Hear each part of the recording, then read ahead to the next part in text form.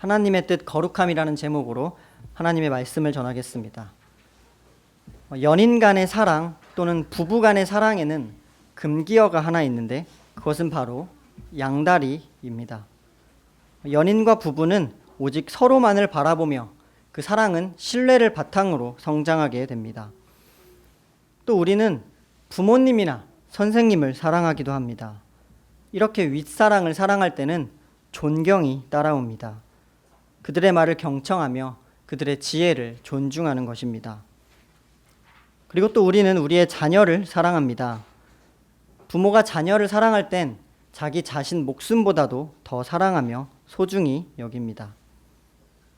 또 우리가 하나님을 사랑할 때 역시 양다리는 있어서는 안 됩니다. 혹시 세상과 타협하며 하나님과 세상 사이에 양다리를 걸치고 있지는 않습니까? 그렇다면 오직 하나님만 사랑하는 방법에는 무엇이 있을까요? 그것은 오늘 본문에 거룩함이라고 기록하고 있습니다. 하나님을 사랑하는 사람은 거룩한 삶을 살아갑니다. 거룩한 삶을 살기 위해 늘 노력하고 있습니다. 오늘 본문에서 사도 바울도 거룩에 대하여 이야기하고 있습니다. 그것은 바로 하나님이 기뻐하시는 길이며 하나님의 뜻이기 때문입니다. 보통 우리가 하나님의 뜻하면 떠오르는 본문은 데살로니가전서 5장 16절에서 18절일 것입니다. 이 말씀은 너무나 유명하고 또 많은 분들이 외우고 있는 말씀인데요. 항상 기뻐하라, 쉬지 말고 기도하라, 범사에 감사하라. 이것이 그리스도 예수 안에서 너희를 향하신 하나님의 뜻이니라. 하지만 오늘 본문인 4장 1절부터 8절 말씀도 하나님의 뜻이 무엇인지 명확하게 표현하고 있습니다. 그것은 바로 거룩함입니다. 데살로니가에서의 전도는 짧은 기간으로 온전치 못했지만 그 신자들은 바울의 가르침을 온전히 행하며 믿음의 본이 되었습니다. 하지만 일부 신자들은 기존의 관습을 버리지 못하였고 또 바울의 가르침을 거부하기도 하였습니다. 그리하여 바울은 본문에서 데살로니가 교회의 음란의 문제에 대해 언급하고 있습니다. 지금 이 대한민국도 비슷한 실정입니다. 약 10년 전 영국 BBC 방송이 발행하는 포커스라는 월간지의 조사에 따르면 한국은 포르노 산업에 국민 1인당 연간 지출액이 가장 높다고 발표하였습니다. 우리 주변 지역에서 유흥업소를 너무나 쉽게 발견할 수 있습니다. 또 많은 드라마나 영화, 뉴스 같은 데서도 자주 등장하며 적나라하게 나타나게 됩니다. 이러한 상황 가운데 성경은 거룩과 음란에 대해 어떻게 비교하며 이야기하고 있는지 살펴보겠습니다. 첫째로 거룩함은 하나님의 뜻입니다. 오늘 본문 3절 말씀을 다 함께 읽겠습니다. 3절입니다. 시작. 하나님의 뜻은 이것이니 너희의 거룩함이라 곧 음란을 버리고. 바울은 데살로니가전서 4장을 들어가면서 데살로니가 신자들은 어떻게 살아야 하며 또 어떤 삶이 하나님을 기쁘시게 할 수 있는지 이미 바울에게 배웠다라고 말합니다. 그리고 데살로니가 신자들은 그 바울에게서 배운 것들을 이미 잘 행하고 있다라고 표현하고 있습니다. 2절을 참고하면 사도 바울이 주 예수 그리스도로 말미암아 준 그 명령들을 데살로니가 신자들은 이미 알고 있었고 잘 행하고 있었습니다. 그리고 그 사실에 대해 하나님도 분명 기뻐하신다고 말합니다. 그래서 바울은 1절에서 데살로니가 신자들에게 명령을 하는 것이 아닌 권면을 하고 있습니다. 바울은 자신의 사도적 권위로서 명령을 할 수도 있지만 좀 더 부드럽게 호소를 하고 있습니다. 바울이 신자들에게 명령이 아닌 권면을 함으로써 조금 더 부드럽고 온화한 어조를 사용하였습니다. 그것은 이미 사도의 가르침을 통해 그들이 하나님을 기쁘시게 하는 법을 배웠고 또 신자들이 이미 그러한 삶을 잘 살고 있었기 때문입니다. 그리고 바울은 부드럽게 권면하고 있지만 그 삶은 반드시 행해야 할 신자들의 참 모습을 이야기하고 있습니다. 그렇게 1절에서 마땅히 행해야 한다는 말을 사용하고 있습니다. 그리고 하나님을 기쁘시게 하는 삶이란 단순히 도덕적으로 착한 삶이 아닙니다. 신자의 모든 생각과 행위의 궁극적 목적을 바로 하나님께 둔다는 뜻입니다. 그리고 바울은 현재에 만족하지 말라고 당부하고 있습니다. 현재도 잘 행하고 있지만 앞으로 더욱 하나님이 기뻐하는 삶을 살며 또 거룩함으로 나타나라고 권면하고 있습니다. 그리고 바울은 2절에서 더 구체적으로 설명을 하고 있습니다. 하나님을 기쁘시게 하는 삶은 바로 예수 그리스도의 이름으로 내린 명령들이었습니다. 데살로니가 신자들이 그 그리스도의 명령을 기억하며 계속해서 실천해 나가기를 바랐습니다. 이제 막 믿음이 생기기 시작한 그 신자들에게 있어서 이 명령은 정말 중요했습니다. 그리하여 예수 그리스도의 이름으로 명령함으로써 더 강하게 권고하고 있습니다. 그리고 이러한 권면은 자신의 권위가 아니라 바로 예수 그리스도의 권위에 의존하는 모습을 볼 수 있습니다. 하나님을 기쁘시게 하는 삶, 그리고 예수 그리스도로 말미암아 사도들이 명령한 것은 바로 3절에 나오는 거룩함입니다. 이 거룩함은 바로 하나님의 뜻입니다. 그렇다면 거룩함이란 무엇일까요? 거룩은 구별이라는 뜻을 가지고 있습니다. 구별되어 드려졌다는 의미로도 많이 사용됩니다. 바울은 3장 마지막 절에서 이렇게 기록하였습니다. 3장 13절 말씀입니다. 너희 마음을 굳건하게 하시고 우리 주 예수께서 그의 모든 성도와 함께 강림하실 때에 하나님 우리 아버지 앞에서 거룩함에 흠이 없게 하시기를 원하노라. 즉 예수 그리스도의 강림 때까지 주님께서는 신자의 마음을 굳건하게 하여 신자가 거룩하게 살도록 도와주신다는 뜻입니다. 거룩에 대하여 바울은 또 로마서 6장 22절에 이렇게 기록하고 있습니다. 로마서 6장 22절 말씀입니다. 그러나 이제는 너희가 죄로부터 해방되고 하나님께 종이 되어 거룩함에 이르는 열매를 맺었으니 그 마지막은 영생이라. 여기서 거룩함에 이른다는 뜻은 바로 죄로부터 해방되고 하나님의 종이 된다는 뜻입니다. 그리고 신명기 32장 51절에서도 하나님께서 모세가 가나안 땅에 들어가지 못하는 이유에 대해서 설명합니다. 신명기 32장 51절 말씀입니다. 이는 너희가 신광야 가데스의 무리바 물가에서 이스라엘 자손 중 내게 범죄하여 내 거룩함을 이스라엘 자손 중에서 나타내지 아니한 까닭이라. 즉 바울은 그 무리바 물가에서 죄를 범했던 것 때문에 거룩을 나타내지 못하였고 그 이유로서 가나안 땅에 들어가지 못하였습니다. 즉 죄를 범하는 것은 바로 거룩을 드러내지 못한다는 뜻입니다. 거룩함이란 죄에 속해 있는지 아니면 하나님께 속해 있는지에 따라 결정됩니다. 우리가 거룩해야 하는 이유, 즉 세상과 구별되어야 하는 이유는 바로 하나님께 속해야 되기 때문이고 하나님께서 거룩하시기 때문입니다. 레위기 11장 44절 말씀입니다. 나는 여호와 너희의 하나님이라. 내가 거룩하니 너희도 몸을 구별하여 거룩하게 하고 땅에 기는 길짐승으로 말미암아 스스로 더럽히지 말라. 우리를 부르는 표현은 주로 신자라는 표현을 많이 씁니다. 하지만 성도라는 표현을 쓰기도 하는데요. 성도는 한자 뜻대로 거룩한 무리들을 뜻합니다. 즉 우리는 성도로서 이 세상 속에서 죄로부터 구별되어 하나님의 뜻대로 하나님을 기쁘시게 하는 삶을 살기를 소망합니다. 그렇다면 거룩한 삶을 살기 위해선 어떤 삶을 살아야 할까요? 우리는 거룩하기 위해서 음란함을 버려야 한다고 바울은 기록하고 있습니다. 오늘 본문 3절 말씀을 다시 한번 읽겠습니다. 3절 말씀입니다. 시작. 하나님의 뜻은 이것이니 너희의 거룩함이라 곧 음란을 버리고. 바울은 3절부터 6절 말씀을 통해 성도들이 거룩함을 지키기 위해 어떤 삶을 살아야 하는지 이야기하고 있습니다. 바울의 설명은 매우 구체적이며 여러 지침들을 동반하고 있습니다. 데살로니가는 항구 도시였고 교통과 행정 상업의 중심지였습니다.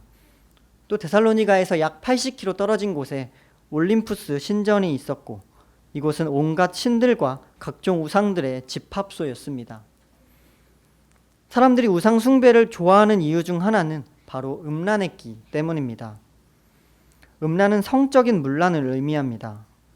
데살로니가 지역의 많은 우상 숭배 의식에는 성적인 행위들이 있었기에 바울은 그것을 경계하며 권면하였습니다. 그래서 바울은 데살로니가의 그 이방인 개종자들이 그들의 이전 상태였던 그 우상 숭배의 관습들로 돌아가지 않기를 바랐습니다. 실제로 데살로니가 신자들은 그들의 이전 생활 방식으로 되돌아가려는 유혹을 받기도 하였습니다.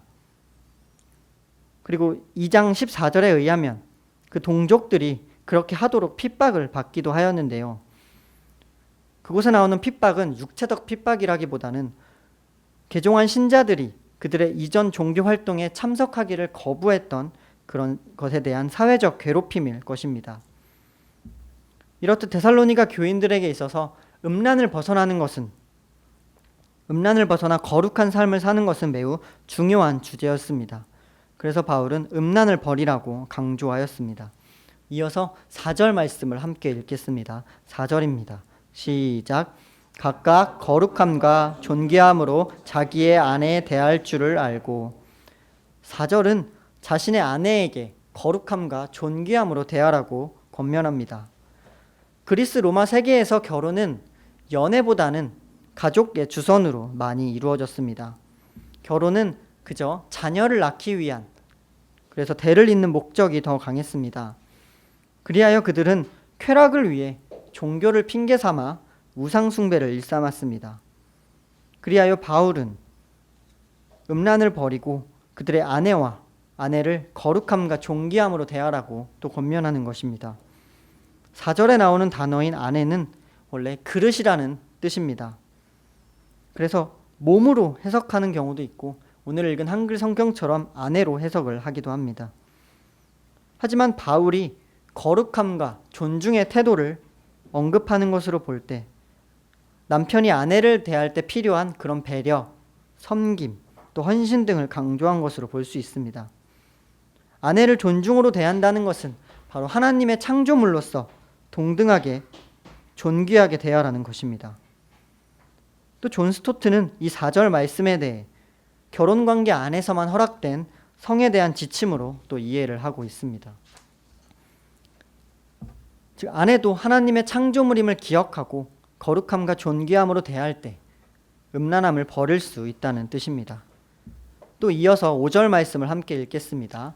5절 말씀입니다. 시작. 하나님을 모르는 이방인과 같이 세욕을 따르지 말고. 5절은 이방인에 대해 설명하고 있습니다. 먼저 이방인은 하나님을 모릅니다. 그리고 이방인은 자신의 성적인 욕구를 이기적으로 충족시키는 자들입니다. 즉 믿지 않는 자들의 그 부도덕한 성적 행동은 그들이 하나님을 모르고 있는 것에 뿌리를 두고 있습니다. 성은 하나님의 창조물이지만 인간 타락 이후에 왜곡되고 부정하게 되었습니다. 그리하여 성의 욕구에는 절제가 필요하며 지혜롭게 다루어지지 않을 때 죄악의 근원이 되고 있습니다. 이처럼 데살로니가 개종자들은 그 하나님의 언약 백성으로서 하나님을 모르는 자들과는 다르게 거룩함으로써 살라고 권면하는 것입니다. 이제 마지막으로 6절 말씀을 함께 읽겠습니다. 6절입니다. 시작. 이 일에 분수를 넘어서 형제를 해하지 말라. 이는 우리가 너희에게 말하고 증언한 것과 같이 이 모든 일에 주께서 신원하여 주심이라. 6절에서는 자신의 분수를 넘어 형제를 해하지 말라고 권면하고 있습니다. 3절과 5절에서는 전반적으로 성적인 윤리를 가리키고 있으므로 6절도 그런 맥락에서 보아야 합니다. 즉 음란이나 부도덕한 일로 인해 형제를 해치지 말라는 뜻입니다. 음란이나 부도덕한 일 때문에 형제를 이용하게 되는 상황이거나 또는 한 남편이 자기의 형제나 또는 이웃의 아내와의 불륜을 저지르는 일을 염두에 두고 있는 구절일 것입니다. 또 이것은 십계명의 마지막 구절에서도 분명히 언급하고 있습니다. 십계명 마지막 십계명입니다. 내 이웃의 집을 탐내지 말라. 여기서의 집은 소유물을 의미하며 거기에는 아내도 동일하게 포함되고 있습니다. 그리고 분수를 넘는다는 것은 선을 넘어간다는 의미입니다. 자신에게 허락된 것이 아니라는 뜻입니다. 혹시 영화 기생충을 다들 보셨는지요? 기생충에 보면 집주인인 이선균이 선을 넘어오는 것을, 다른 사람들이 선을 넘어오는 것을 굉장히 싫어하며 증오하기까지 하고 있습니다. 하나님도 마찬가지이십니다. 하나님께서는 우리가 거룩한 선을 지키기를 원하고 계십니다. 다윗도 결국 그 거룩한 선을 넘었습니다. 다윗이 우리아의 아내 밧세바를 범한 사건은 다윗 일생에서 가장 치명적이고 고통을 가져온 죄악이었습니다. 결국 그로 인해 처음 태어난 아기가 죽기까지 하였습니다. 이처럼 지금 시대도 2000년 전 데살로니가 지역과 크게 다르지 않습니다. 텔레비전과 인터넷 그리고 스마트폰의 발달로 언제든지 음란의 죄를 짓기 좋은 환경에 있습니다. 자극적인 수많은 콘텐츠들에 많이 노출되고 있습니다. 게다가 법적으로는 간통죄가 폐지되기도 했습니다. 이러한 힘들고 어려운 시대적 상황 가운데서도 우리는 하나님의 뜻에 따라 거룩한 선을 지키며 또 음란을 멀리해야 합니다. 무엇보다 성경에서 음란으로부터 죄를 짓지 않았던 인물은 대표적으로 요셉이 있습니다. 요셉은 보디발의 집에서 노예로 일하고 있었습니다. 물론 열심히 일해서 가정 총무까지 되었지만 외로운 객지 생활을 하던 한 청년이었습니다. 사탄은 요셉의 그러한 약점을 노리고 그 보디발의 아내로부터 유혹을 받게 하였습니다. 하지만 요셉은 그 유혹에 휘둘리지 않았고 계속해서 거절하기까지 했으며 또 그 자리를 옷을 벗어버리고 도망치기도 했습니다. 그가 용기 있게 집 안주인의 유혹을 뿌리칠 수 있었던 것은 그가 거룩하여 하나님께 죄를 짓지 않으려고 노력했기 때문입니다. 그는 어떤 환경 속에서도 하나님과 동행하며 하나님의 거룩함을 실천하는 삶이었습니다. 창세기 39장 9절에서 그는 이런 고백을 하였습니다. 창세기 39장 9절 하반절입니다. 그런즉 내가 어찌 이 큰 악을 행하여 하나님께 죄를 지으리이까. 이처럼 요셉은 음란을 버렸고 심지어 자기 옷을 버려두고 도망치기까지 했습니다. 우리 모든 올고등교회 성도님들도 거룩함으로써 우리가 음란을 버리고 음란한 상황으로부터 도망칠 수 있기를 소망합니다. 마지막으로 하나님께서는 우리를 거룩하게 하시려고 부르셨습니다. 7절 말씀을 다 함께 읽겠습니다. 7절 말씀입니다. 시작. 하나님이 우리를 부르심은 부정하게 하심이 아니요 거룩하게 하심이니. 하나님께서 신자들을 부르신 목적은 바로 거룩하게 하시기 위함입니다. 이것은 3절을 조금 더 풀어서 설명한 구절인데요. 우리가 거룩하게 살아야 하는 이유는 바로 하나님의 뜻이며 하나님께서 우리를 부른 목적 때문입니다. 이 거룩함 때문에 하나님이 우리를 부르셨고 우리는 이 부르심에 합당하게 거룩함으로써 살아가야 합니다. 또 데살로니가전서 2장 12절에서 부르심이라는 단어를 먼저 사용하였는데요. 2장 12절에서는 하나님의 나라와 영광 때문에 우리를 부르셨다라고 기록하고 있고 또 갈라디아서 1장 4절에 의하면 하나님께서는 우리를 악한 세대로부터 건지시기 위해 우리를 부르셨다라고 기억하고 있습니다. 즉 하나님의 부르심은 이전 세상에서 거룩한 삶으로 인도하시는 하나님의 사역인 것입니다.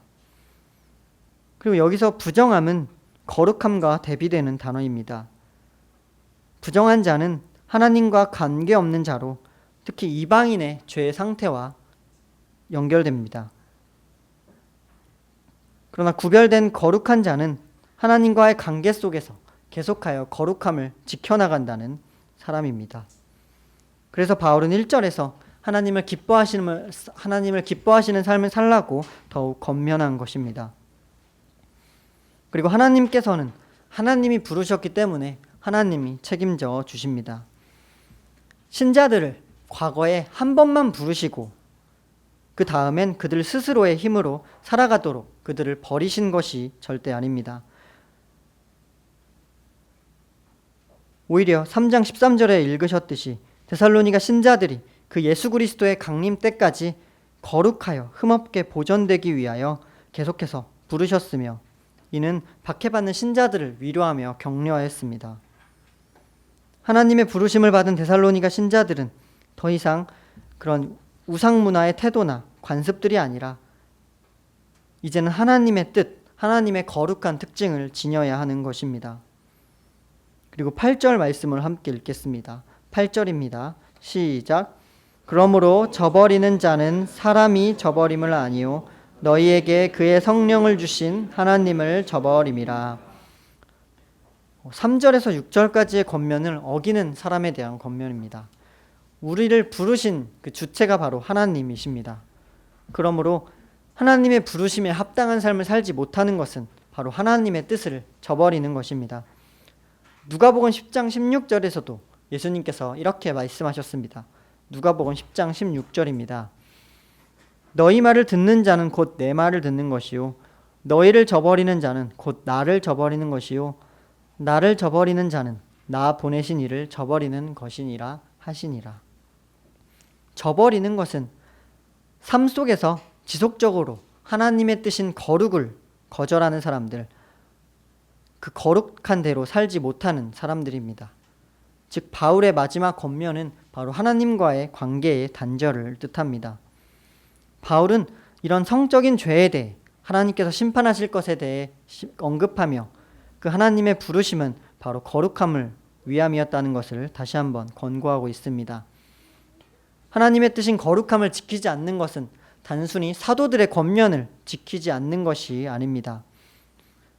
삼위 하나님 안에서 그리스도의 교제를 통해 성화로 나아가게끔 인도하시는 그 성령 하나님을 거절하는 것입니다. 하나님께서는 우리에게 거룩한 영을 주셨습니다. 그것은 바로 성령 하나님이십니다. 즉 우리의 거룩의 근원은 우리 자신이 아니라 바로 성령 하나님이십니다. 즉 거룩하지 못한 음행의 죄는 우리를 부르시고 또 우리 안에 계신 그 성령 하나님을 대적하는 일인 것입니다. 그리고 계속해서 음행하는 죄를 짓는 것은 하나님과의 관계가 단절되며 하나님과의 관계를 거부하는 것이고 또 하나님과의 그 언약 관계를 스스로 파괴하는 행위이며 그것은 파멸에 이르도록 할 것입니다. 하나님은 우리를 더러운 곳에서부터 불러내셨으며 우리가 거룩한 삶, 즉 성화를 계속해서 이룰 수 있도록 성령 하나님을 선물로 주셨습니다. 로마서 5장 16절과 17절 말씀입니다. 내가 이르노니 너희는 성령을 따라 행하라. 그리하면 육체의 욕심을 이루지 아니하리라. 육체의 소욕은 성령을 거스르고 성령은 육체를 거스르나니 이 둘이 서로 대적하므로 너희가 원하는 것을 하지 못하게 하려 함이니라. 우리는 우리 안에 내주하시는 그 성령님을 힘입어 그리스도를 닮기를 거룩하며 계속해서 거룩한 모습으로 성장하기를 소망합니다. 말씀을 맺습니다. 사도 바울은 데살로니가 교인들을 향해 음란을 버리고 거룩한 하나님의 뜻을 따르라고 계속해서 권면하고 있습니다. 거룩은 어떠한 신령한 그런 개념이 아니라 매우 구체적인 삶의 행동임을 나타내고 있습니다. 그것은 음란을 멀리하며 자신의 배우자를 존중히 여기고 음란이나 부도덕함으로 형제를 해치지 않는 것입니다. 하나님은 우리가 이방인들처럼 우상을 섬기며 음행하기를 원하지 않으십니다. 하나님께서 거룩하듯이 우리도 거룩하기를 원하십니다. 이것이 하나님이 우리를 부르신 목적임을 기억하시기 바랍니다. 하나님께서 우리를 더러운 죄로부터 불러내신 목적은 바로 우리가 세상으로부터 구별되어 죄로부터 구별되어 하나님의 뜻 가운데 거룩하게 살게 하기 위함입니다. 하나님은 이를 위해 우리에게 성령님을 보내주셨고 그 성령님은 우리 안에서 우리가 거룩한 삶을 살 수 있도록 즉 성화를 이루도록 계속해서 도와주고 계십니다. 성령님은 우리가 하나님의 거룩한 뜻을 가지고 하나님을 기쁘시게 하는 삶을 살기 위해 우리 안에서 계속해서 내주 안에 내주하고 계시고 또 기도하고 계십니다. 이처럼 하나님께서는 우리가 거룩하게 살며 또 성화의 과정을 이룰 수 있도록 모든 것을 완벽하게 준비해 주신 분이십니다. 그러므로 우리가 음행의 죄를 짓는 것은 하나님께서 우리에게 보내신 성령을 거부하는 것이며 하나님과의 관계가 단절되는 것입니다. 한국 사회의 여러 어렵고 두려운 현실 속에서 또 환경적이고 문화적인 요소들이 언제나 우리를 죄에 빠지도록 유혹하고 있습니다. 우리는 이런 죄의 유혹을 이겨내거나 그 유혹의 자리로부터 도망쳐야 합니다. 성적인 정결함을 지켜내야 합니다. 하나님의 뜻에 따라, 그 하나님의 부르심에 따라 믿음을 굳건하게 하며 거룩한 삶을 사모해야 합니다. 하나님을 거부하는 그 세상의 흐름 속에서 하나님께서 바울을 통해 우리에게 권면하신 그 내용들을 잘 지키려고 노력해야 합니다. 나를 믿고 내 능력을 믿고 내 안에 있는 의지를 믿는 것이 아니라 내 안에 내주에 계신 그 성령 하나님을 믿기를 소망합니다. 마지막으로 고린도전서 6장 18절에서 20절 말씀을 함께 읽고 마치겠습니다. 고린도전서 6장 18절에서 20절 말씀을 함께 읽겠습니다. 고린도전서 6장 18절에서 20절 말씀입니다.